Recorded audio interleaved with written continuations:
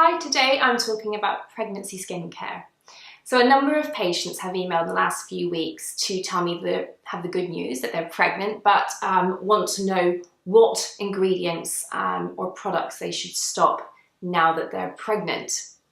So I think it is important that when you think about pregnancy, it's a privileged state, that we do no harm with our skincare. So I recommend stopping any of the following: retinoids, and that includes retinol, retinaldehyde, prescription retinoids like adapalene, tretinoin, and isotrex, salicylic acid, hydroquinone, and benzoyl peroxide. So these should all be stopped. And I'm going to talk through some substitutes depending on what you're trying to achieve with your skincare.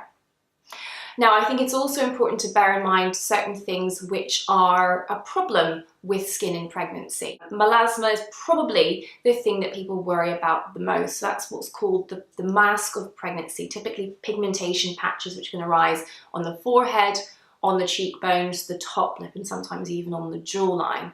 And it's related to hormones and ultraviolet exposure. So basically, women who are pregnant, exposed to ultraviolet light, it's a common occurrence. Now, with melasma, the single most important thing that you can do during pregnancy is to protect your skin from ultraviolet light. And my preferred way for doing that is to use a physical sunscreen. So look for a sunscreen that contains zinc oxide and titanium oxide for good broad spectrum cover. Something like Neostrata's Sheer Physical Protection is a great option. This one is also lightly tinted, so it gives you a hint of coverage and is a great primer-like finish, so it's lovely under makeup and easy to incorporate every single day.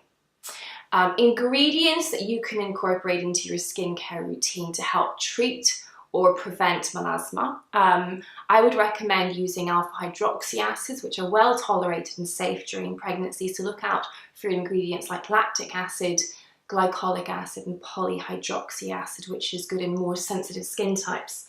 So something like a Bagi Exfoderm or Exfoderm Forte, which is an AHA blend, is a good idea.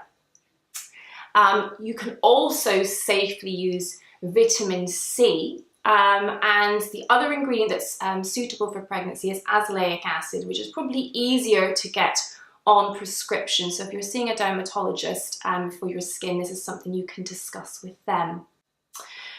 Now, acne. Acne in pregnancy can go either way. Some people find that they break out much less. Others find that their acne actually gets worse. So the way I find best to manage a tendency to acne in pregnancy is ideally if you plan in advance to get your acne under really good control. And then when you start to try to conceive, that you transition onto pregnancy compatible treatments so that there's no anxiety that you're on something that wouldn't be ideal in pregnancy. So again, I will use azelaic acid because this is a great way of preventing and treating blemishes. And I might combine that with a pregnancy compatible antibiotic in someone who's got significant acne. So I think it's important that you also address your whole skincare routine to make sure that you're not using products which would promote acne. And that means looking for products which are non-comedogenic. So something like a gentle cleanser from La Roche-Posay, I like their Toleriane Dermo Cleanser, which is also great if your skin is tending more on the side of dryness, which can happen with pregnancy. And a moisturizer like a Bagi Hydrate, which is non-comedogenic and will help support your skin in the early phases of pregnancy. So that's melasma, that's acne. Stretch marks are tricky. In truth, we don't really have a good topical option, unfortunately, despite what product claims might say. I think that the best that you can do is to moisturize your skin. Really, anything that might be helpful from a topical point of view would tend to be in the retinoid family, which simply isn't recommended during pregnancy. So my advice is to park concerns about stretch marks until after your pregnancy, and then you can look at your options. Retinoids might be helpful, but again, I wouldn't recommend this during breastfeeding either. So this is something to do later. If they're really severe and very red, then laser may help deal with the red component. So stretch marks in pregnancy, my advice: moisturize, and wait until much later to try to deal with them. Bear in mind that they will tend to fade over time as well. General body skincare, I think that dryness is something that people complain of a lot, and there are certain rashes which promote itchy, dry skin in pregnancy. So I think do simple things, avoid foaming cleansers when you wash and shower, avoid overly long hot baths, stick to sort of warm or tepid water for showering and bathing, and apply moisturiser immediately after you exit water when skin is still damp. So those are the common situations that you might experience in pregnancy.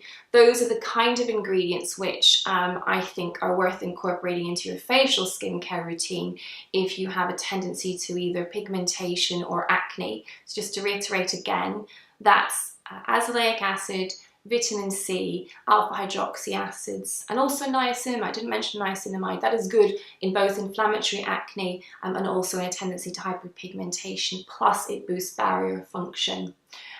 So I'm going to put some product recommendations underneath the video. All I can say is enjoy your pregnancy. Don't worry too much about skincare issues. There are things I'm sure that can be sorted once you finish your pregnancy. So enjoy it. Don't get too caught up in your skin and be safe. Bye for now.